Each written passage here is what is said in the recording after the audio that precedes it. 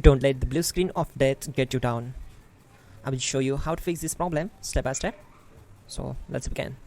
Now we need to click on advanced options, then click on troubleshoot. Now click on advanced options, and at the last we need to click on command prompt. Type chkdsk/f/r:" and hit enter to execute the command. Now wait for some time to complete the process. Once done, move to the next step. Type c:, then hit enter. Now type cd space c:/ and hit enter to execute the command. Type in cd space Windows and press enter.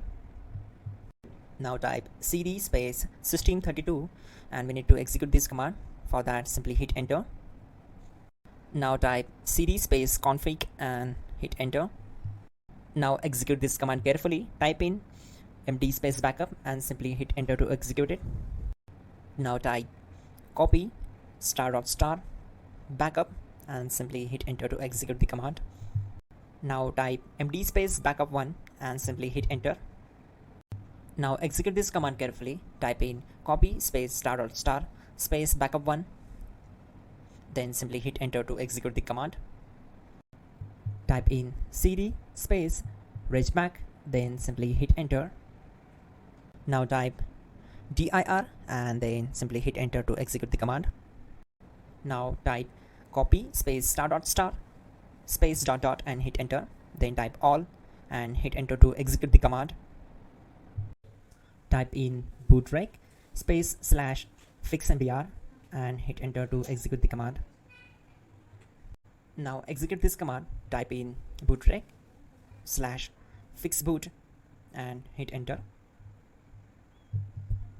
Now type cd space c:/ and simply hit enter. Now execute this command.